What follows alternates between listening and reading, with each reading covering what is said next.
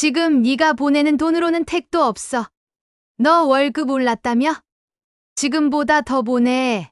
엄마, 저도 한계가 있어요. 한계. 내가 널 키울 때 한계 있었는 줄 알아? 넌 아들이야. 선택권 없어. 보내라면 보내. 그날 도윤은 아무 말도 하지 못했다. 도윤의 가족은 네 식구였다. 하지만 예전처럼 한 집에 모여 사는 가족은 아니었다. 몇 년 전 어머니 정혜자는 갑작스럽게 쓰러진 남편을 돌보기 시작했다. 의사는 회복의 가능성이 낮다고 말했다. 하지만 정혜자는 포기하지 않았다. 남편을 살려낸다는 집념 하나로 버텨냈다. 수술, 재활, 투약. 오랜 치료와 간병 속에서 가족의 일상은 완전히 바뀌어 버렸다. 아버지의 병원비는 건강보험으로 감당할 수 없었다. 비급여 치료비가 천문학적이었다. 그것만이 아니었다. 월세, 아버지의 간호 인력비, 약가, 진료비. 모든 것이 급하게 증가했다. 정혜자는 일을 구했다. 처음에는 편의점 야간 근무였다. 한 달을 일해도 병원비의 일부에 불과했지만 하지 않는 것보다는 낫다고 생각했다. 나중에는 프랜차이즈 카페를 작게 시작했다. 이것도 실패했다. 형편이 나아지지 않으니까. 도윤은 군 전역 후 작은 디자인 회사를 다니고 있었다. 월급이 많진 않았지만 회사가 마음에 들었고 디자인이 좋아서 하루하루를 버티고 있었다. 여동생 지아는 해외에서 공부를 마친 뒤 현지 회사에 취직해 자리를 잡아가고 있었다. 호주 시드니. 그곳에서 그녀는 마케팅 전문가로 성장하고 있었다. 월급은 적지 않았지만 현지의 높은 생활비를 감당하기도 벅찼다. 겉으로 보면 누구나 부러워할 만큼 잘 풀린 인생처럼 보였다. 하지만 그 뒤에는 말 못할 현실이 있었다. 숫자로는 계산되지 않는 무게가 있었다. 늦은 저녁 밤 11시 40분. 도윤은 퇴근 후 좁은 원룸 책상 앞에 앉아 있었다. 책상 위에는 통장 잔액을 확인한 휴대폰이 놓여 있었다. 휴대폰 화면에 떠오른 숫자를 본 도윤의 얼굴이 굳었다. 150만 원. 이게 다네. 도윤은 휴대폰을 내려놓고 한숨을 쉬었다. 이번 달 월급은 350만 원이었다. 그 중에서 150만 원을 어머니에게 보냈다. 월세 공과금 식비. 계산해보니 통장에 남은 건 얼마 되지 않는 작은 돈. 다음 달도 이 정도겠지. 도윤은 혼잣말로 중얼거렸다. 한 달에 한 번, 이 시간이 가장 싫었다. 통장을 열어볼 때마다 자신이 얼마나 무능한지 느껴졌기 때문이었다. 휴대폰이 울렸다. 엄마였다. 도윤은 한 번 더 깊게 한숨을 쉬고 전화를 받았다. 여보세요? 도윤아, 월급 나왔지? 엄마의 목소리는 긴장되어 있었다. 네. 엄마, 어제 보냈어요. 어제. 지금 확인했는데 안 들어왔는데? 아, 어제 저녁에 계좌이체 했으니까 지금 확인해보면 입금 확인 가능할 거예요. 바로 즉각 보냈어야지. 왜 또 확인하게 만들어? 그리고 이번 달은 그 돈으로 안 돼. 내일 아침에 돈 더 빼서 들고 와. 엄마의 목소리가 높아졌다. 알겠어요. 엄마, 도윤은 전화를 끊었다. 이것이 일상이었다. 매달 반복되는 이 패턴. 도윤은 편의점에 들어갔다. 편의점 점원은 도윤을 본 듯했다. 이미 세 번째였으니까. 어서 오세요. 점원의 목소리는 밝았지만 도윤의 기분은 그렇지 않았다. 그는 ATM 앞으로 걸어갔다. 통장에서 현금 100만 원을 뽑았다. 병원 택시비까지 감안하면 자신의 통장에 남은 건 겨우 46만 원이 될 것이다. 자동차를 타고 병원으로 향했다. 밤거리는 조용했다. 도윤은 운전하면서 생각했다. 내가 언제까지 이렇게 살아야 하지? 하지만 그 질문에 답할 수 없었다. 병원에 도착했을 때 정혜자는 이미 병원 로비에서 도윤을 기다리고 있었다. 얼굴은 지쳐 보였고 눈은 부서 있었다. 엄마, 도윤이 달려갔다. 돈 가져왔어? 인사도 없이 엄마의 첫 마디는 돈이었다. 100만 원 현금으로 가져왔어요. 도윤은 돈을 건넸다. 정혜자는 돈을 받자마자 빠르게 계산하는 듯 종이를 드러냈다. 병원에서 받은 청구서였다. 이번 달만 해도 병원비가 240만 원이야. 너 월급에서 엄마한테 주는 돈 말고 남는 돈 있잖아. 그걸로 도대체 뭐 하는 건데? 도윤은 입을 열었다가 다시 다물었다. 엄마, 월세도 있고, 밥도 먹어야 하고, 밥, 너만 그렇게 살아서 되겠어? 아버지는 어떡하라고? 아버지 병원비도 내야 되고, 약값도 있고, 진료비도. 정혜자의 목소리가 계속 높아졌다. 엄마 쉬세요, 제가. 쉬라니? 넌 나한테 쉬라고? 나 이 나이에 병원에서 밤을 새우고 있는데. 정혜자는 병원 의자에 앉았다. 어깨가 떨렸다. 엄마, 도윤은 어머니 옆에 앉았다. 도윤아, 내가 너한테 많이 했지? 도윤은 대답하지 않았다. 너 대학교 학비 누가 냈어? 너 월세, 생활비 어디서 나왔어?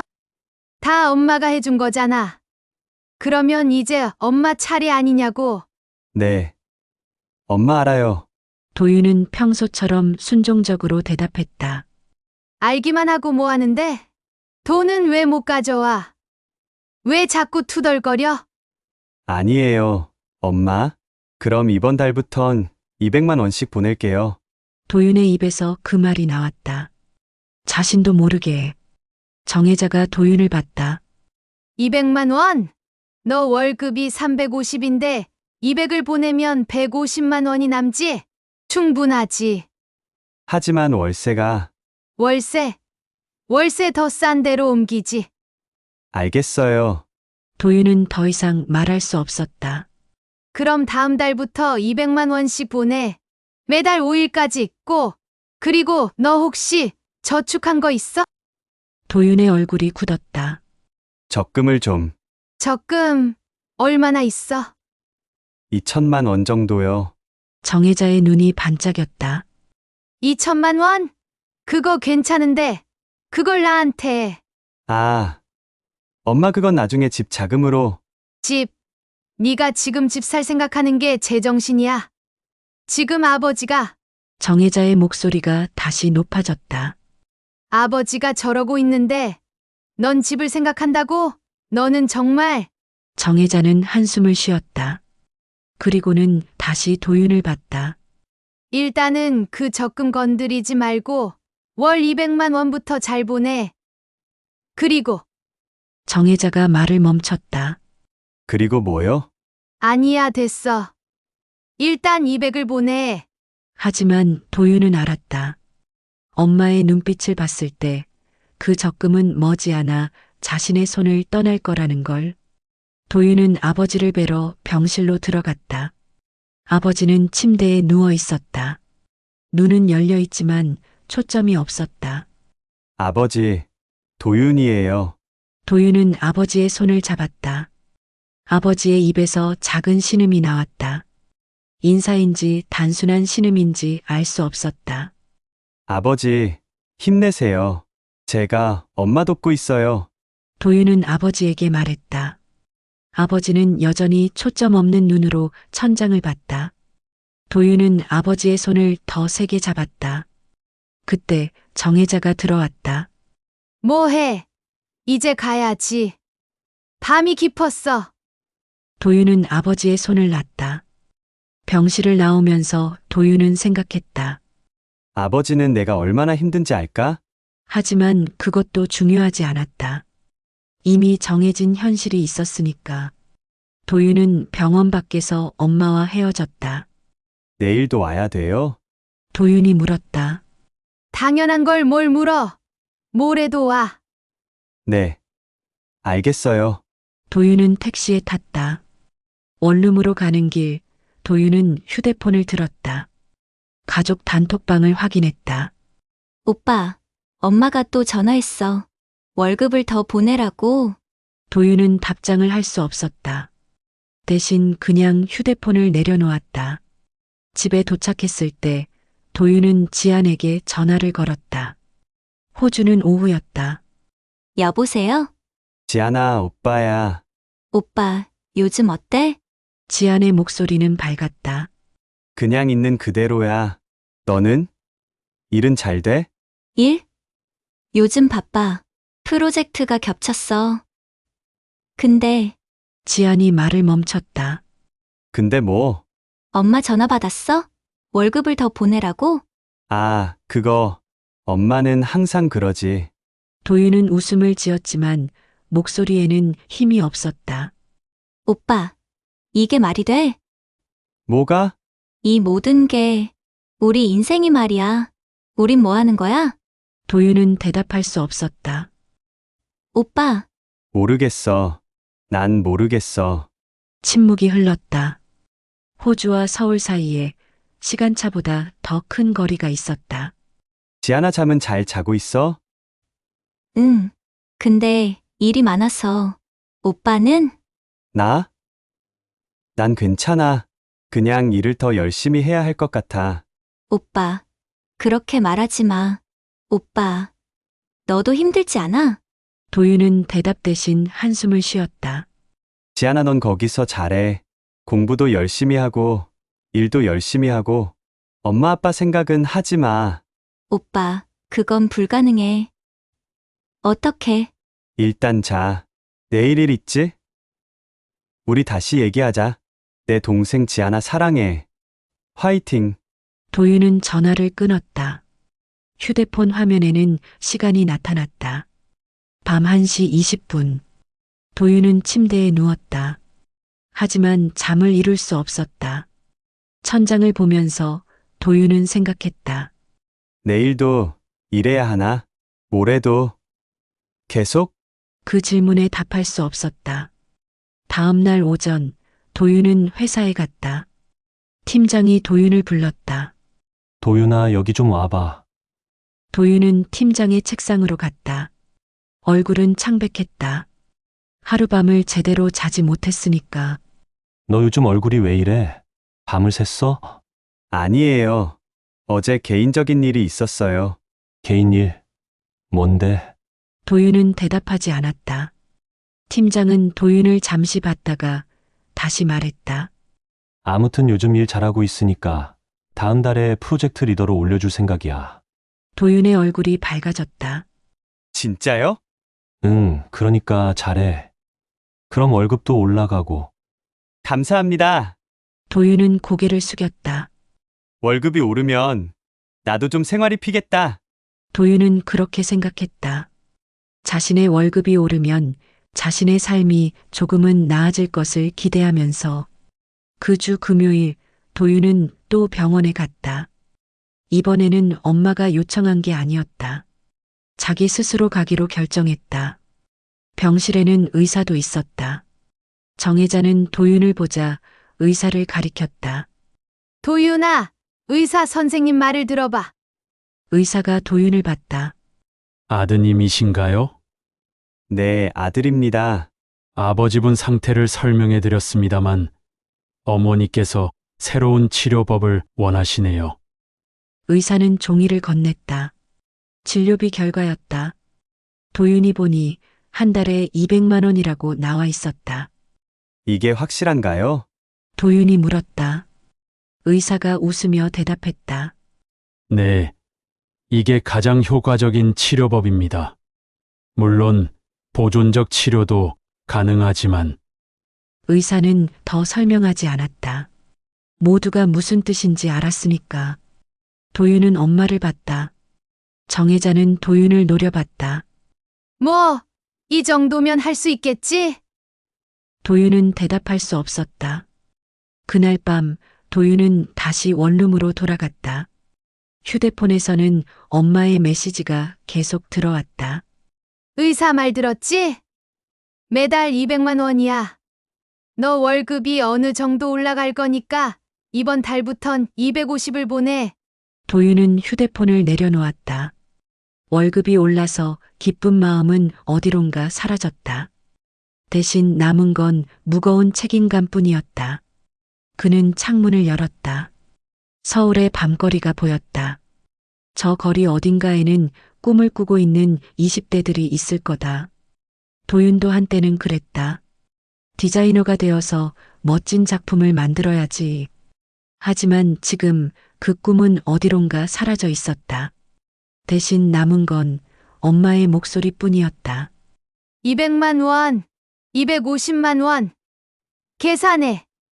도윤은 창문을 닫았다. 그리고 계산을 시작했다. 250만 원 엄마.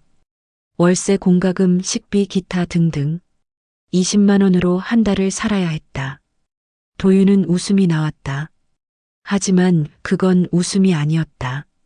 그건 절망이었다. 자정이 넘어 도윤은 지안에게 전화를 걸었다. 호주는 오후 2시였다. 오빠, 무슨 일 있어? 지안의 목소리는 일하는 중이었다. 지안아, 조금 시간 있어? 왜? 뭐야? 뭔가 있으면. 아니야, 그냥 얘기하고 싶어서. 지안은 한숨을 쉬었다. 오빠, 나 일하는 중이야. 잠깐만. 오피스 배경음이 떨어졌다. 지안은 어딘가로 이동한 듯 했다. 이제 괜찮아. 뭔데? 엄마가 또, 도윤은 상황을 설명했다. 그래서 이번 달부턴 250을 보내야 해. 지안은 말이 없었다. 지안아, 들었어? 응, 들었어. 오빠, 우리 이래도 괜찮은 건가? 도윤은 대답할 수 없었다. 오빠, 진짜 이렇게 살아야 되는 거야? 모르겠어. 난 모르겠어.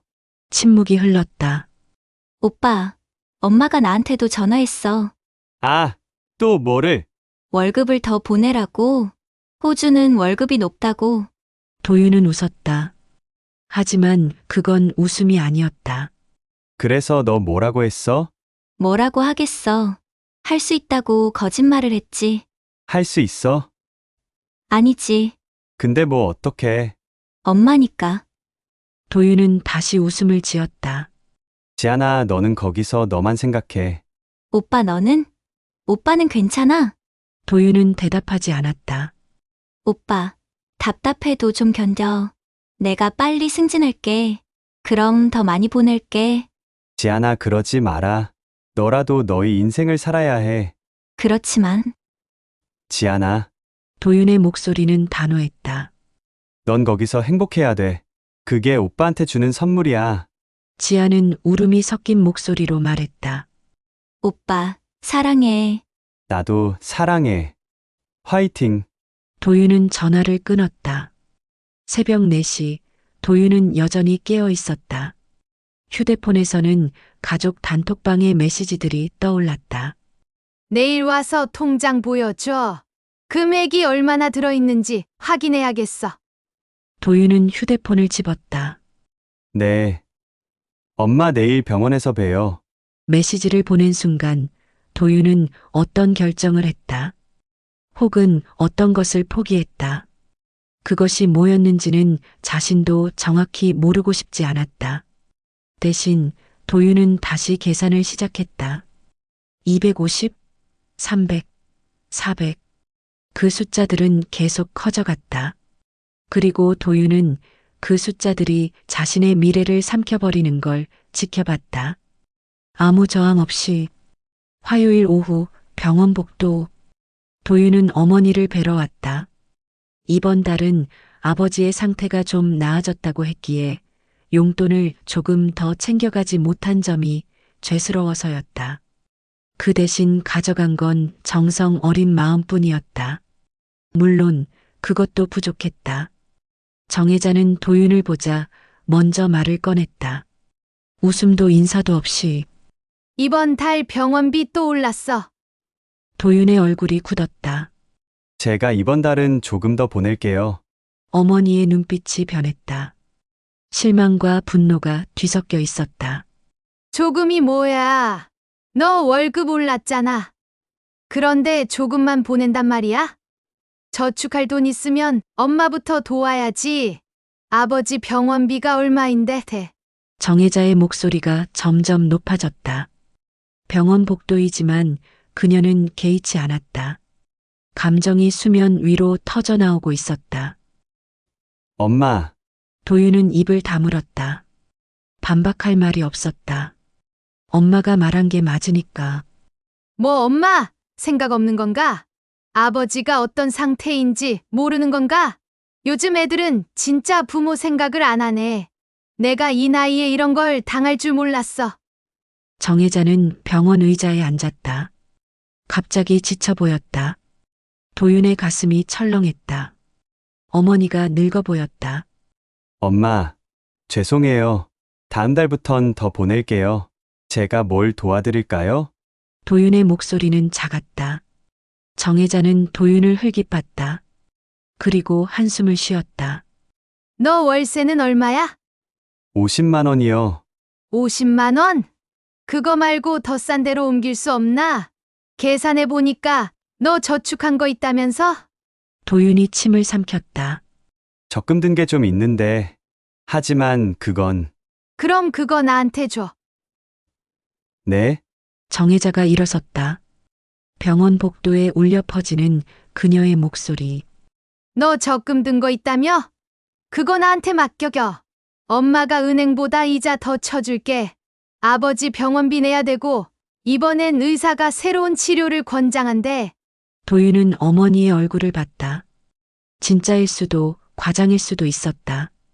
하지만 어느 쪽이든 도윤은 거절할 수 없는 입장이었다. 엄마, 저도 이제 시작이라 여유 없어요. 적금은 좀, 정혜자의 목소리가 갑자기 커졌다. 병원 직원들이 쳐다봤다. 너 뭐라고? 내가 너 키우느라 쓴 돈은 생각 안 해? 언제 빚을 갚을 거야? 부모가 힘들면 자식이 돕는 게 당연한 거야. 이게 뭐 하는 짓이야? 주변 시선이 쏠렸다. 도윤은 얼굴이 화끈거렸다. 엄마, 여기 병원인데요. 뭐? 병원이라고? 병원이니까 작은 목소리로 해달라는 거야? 너는 부끄러운데 엄마는 부끄러울 게 뭐가 있어? 너 때문에 내가 이 지경이 되지 않았냐고. 정혜자의 한마디 한마디가 도윤의 심장을 파고들었다. 엄마, 이게 당연한 건 아니잖아요. 도윤은 작은 목소리로 중얼거렸다. 그것이 가장 큰 저항이었다. 정혜자가 눈을 크게 떴다. 분노로 가득 찼다. 뭐라고? 아니에요. 제가 잘못했어요. 도윤은 고개를 숙였다. 요즘 애들은 왜 이렇게 계산적이야? 엄마 없었으면 지금 내가 있겠어? 대학은 누가 보냈어? 식비, 등록금, 기숙사비, 전부 내가 냈지. 그리고 지안이 유학까지 보냈잖아. 그 돈이 어디서 나왔는데? 그 말은 도윤의 가슴을 세게 찔렀다. 엄마가 틀린 말을 한 건 아니었다. 정혜자는 아들의 대학 학비를 대출로 내고 딸의 유학 준비금도 마련했다. 그 과정에서 얼마나 힘들었을까? 도윤은 알고 있었다. 어머니가 변한 이유가 단순한 욕심이 아니라 오랜 간병과 외로움, 그리고 막막한 미래에 대한 불안에서 시작됐다는 걸. 아버지는 여전히 휠체어에서 내려올 수 없었다. 언제쯤이면 정상이 될까? 아니, 정상이 될 수 있을까? 의사도 장담하지 않았다. 그 모든 게 정혜자의 어깨에 얹혀 있었다. 엄마, 정말 죄송해요. 제가 더 열심히 할게요. 더 열심히? 뭘 더 할 거야? 너 지금 뭐 하는데 더 열심히 해. 월급 올려달라고 해. 정혜자의 목소리는 여전히 가혹했다. 월급을 올려달라고. 그런 게 쉽지 않아요. 그럼 빨리 올라가야지. 시간 낭비하지 말고. 도윤은 더 이상 반박하지 않았다. 엄마의 말이 맞는 듯도 했고 틀린 듯도 했다. 하지만 지금 이 상황에서 맞다 틀리다는 게 무슨 의미가 있을까? 네. 엄마, 아, 진짜 너와 얘기할 게 없다. 정혜자는 돌아섰다. 엄마, 어디 가세요? 아버지 기저귀 갈러 가야지. 도윤은 말을 잃었다. 그날 저녁 엄마는 톡으로 지안에게도 돈 달라고 압박을 했다. 도윤은 이 대화를 보면서 한숨이 나왔다. 지안이도 자기처럼 절망하고 있을 거다. 자신의 휴대폰이 울렸다. 지안의 전화였다. 여보세요? 오빠 엄마 미쳤어. 지안의 목소리는 떨리고 있었다. 지안아, 진정해. 엄마도 힘드신 거야. 힘든 건 우리도 마찬가지잖아. 오빠, 우리 도대체 뭐 하는 거야? 도윤은 대답할 수 없었다. 이렇게 살아야 되는 거? 계속? 모르겠어. 나도 모르겠어. 전화는 침묵으로 채워졌다. 호주와 서울 사이의 거리는 이렇게나 멀었다. 오빠, 난 여기서 죽을 때까지 살고 싶어. 한국 가고 싶지 않아. 그 말이 도윤의 가슴을 철렁하게 했다. 지안아, 그런 얘기 하지 마. 엄마가 계속 이러면 난 지안의 목소리가 끊어졌다. 지안아, 미안, 나 자야겠어. 내일 일찍 일이 있어. 지안아. 하지만 지안은 전화를 끊어버렸다. 도윤은 휴대폰을 내려놓았다.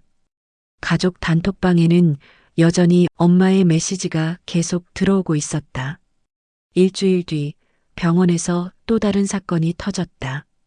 도윤은 그 주 일요일 오후에 병원을 다시 찾았다. 용돈을 보냈지만 전주의 불편함을 풀고 싶어서였다. 아버지를 뵐 생각도 있었다. 오랜만에. 하지만 병실에 들어가자마자 상황이 이상했다. 아, 도윤이네. 정혜자는 도윤을 보자 일어섰다. 표정이 좋지 않았다. 엄마, 도윤은 조심스럽게 인사했다. 지안이가 계속 돈을 못 보낸대. 도대체 너희는 왜 이렇게 이기적이야? 도윤의 얼굴이 굳었다. 최선을 다해서 보냈는데요. 최선. 내 월급이 얼마인데 최선이 뭐야? 엄마, 그럼 저는 뭐 먹고 살아요? 정혜자의 눈이 또 변했다. 뭐 먹고? 너는 라면이라도 먹고 버티지.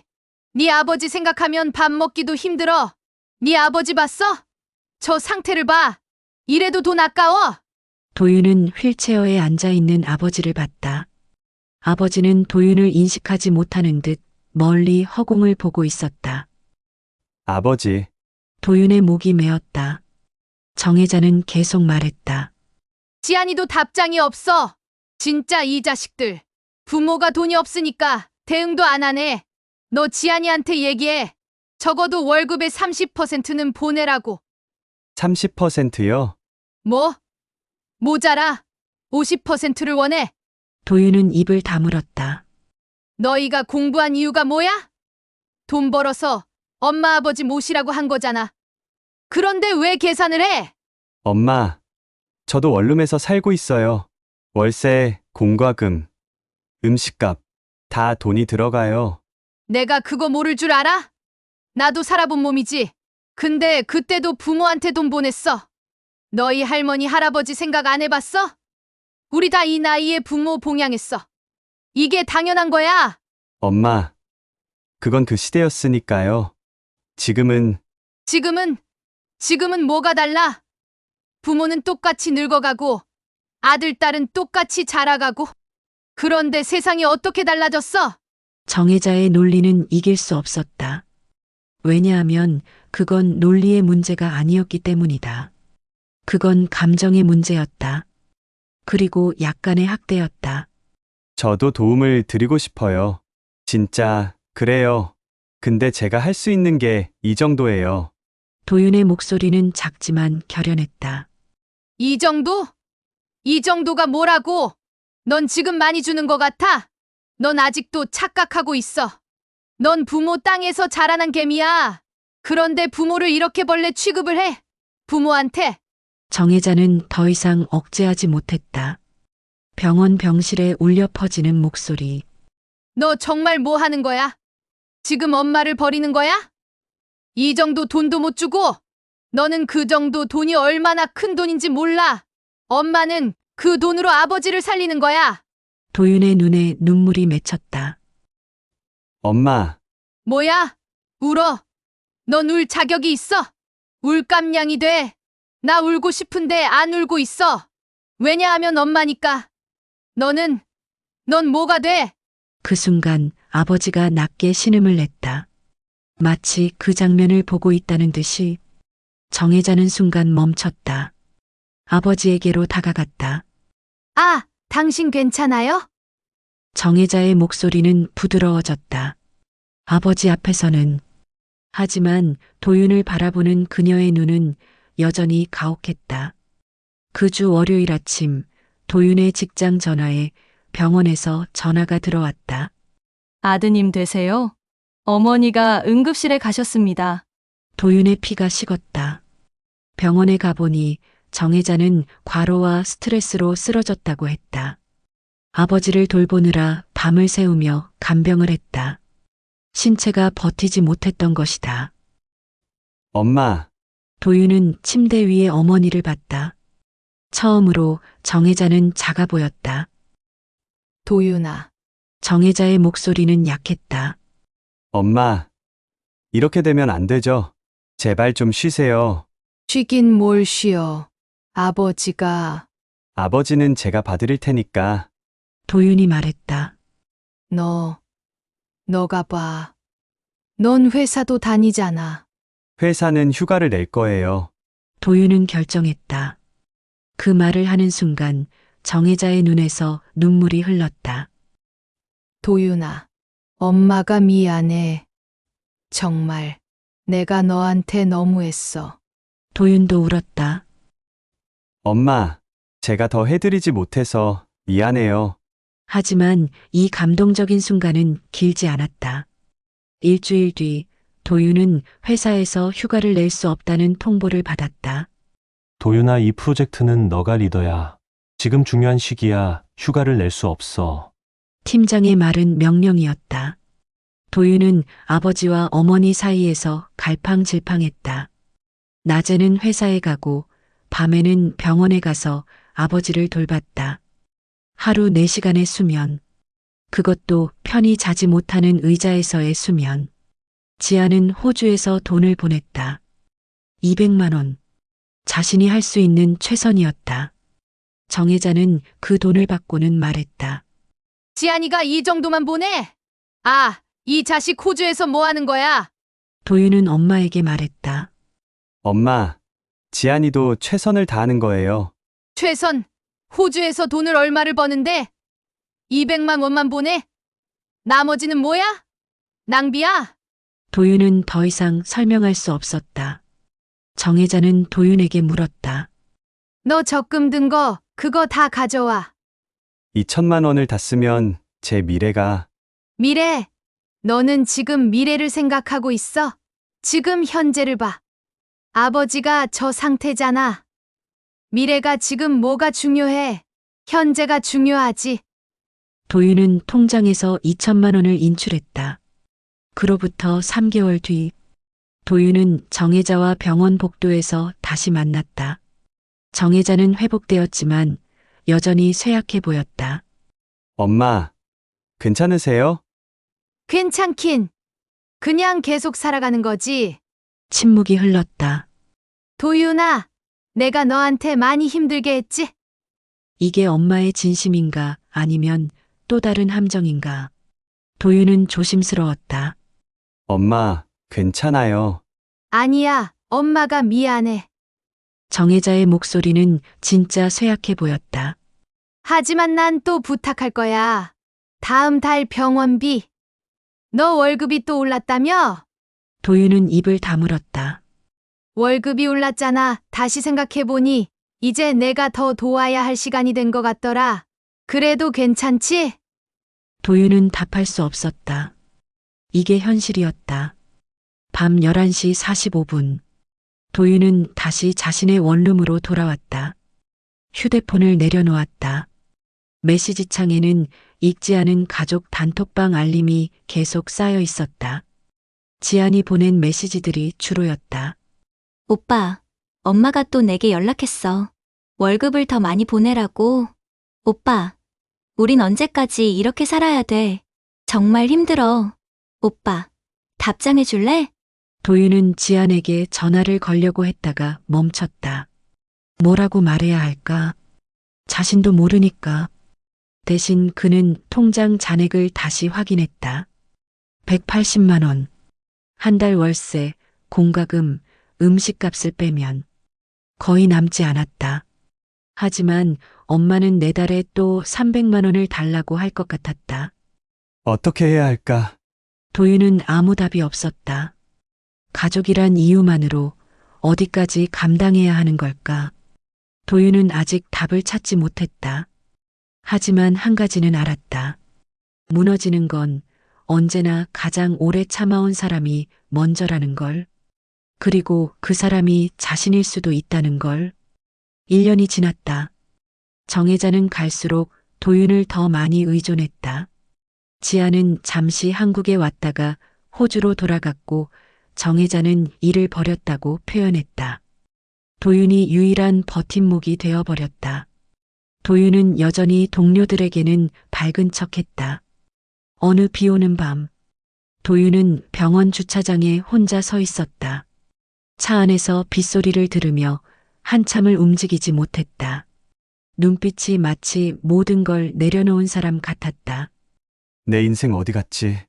도윤은 웃었다. 하지만 그건 웃음이 아니었다. 거의 울음에 가까웠다. 나는 그냥 돈 보내는 기계가 된 건가? 말을 뱉고 나서야 자신이 얼마나 무너져 있는지 알았다. 집으로 돌아온 뒤 도윤은 오래된 노트를 꺼냈다. 군 전역 후 처음 디자인을 시작하며 적어둔 목표들이 있었다.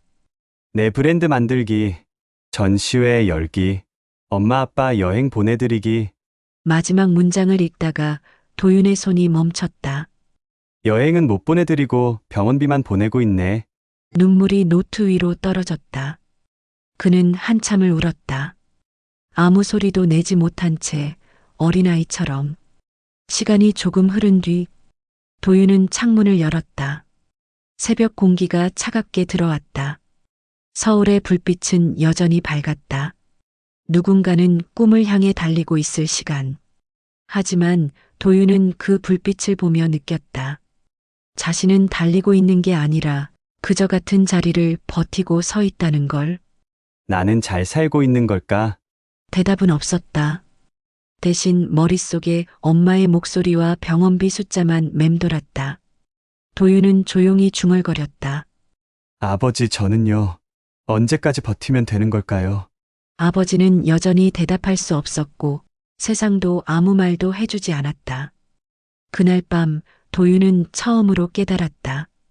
자신이 무너지는 이유는 돈 때문만도 가족 때문만도 아니었다. 아무도 자신의 삶을 대신 살아주지 않는다는 사실을 이제야 받아들이기 시작했기 때문이었다. 하지만 이미 너무 많은 것을 내어준 뒤였다. 불이 꺼진 방 안에서 도윤은 아주 작게 한탄했다. 나는 언제부터 내 인생의 주인공이 아니게 된 걸까? 대답 없는 질문만 남긴 채 그의 밤은 길게 이어지고 있었다.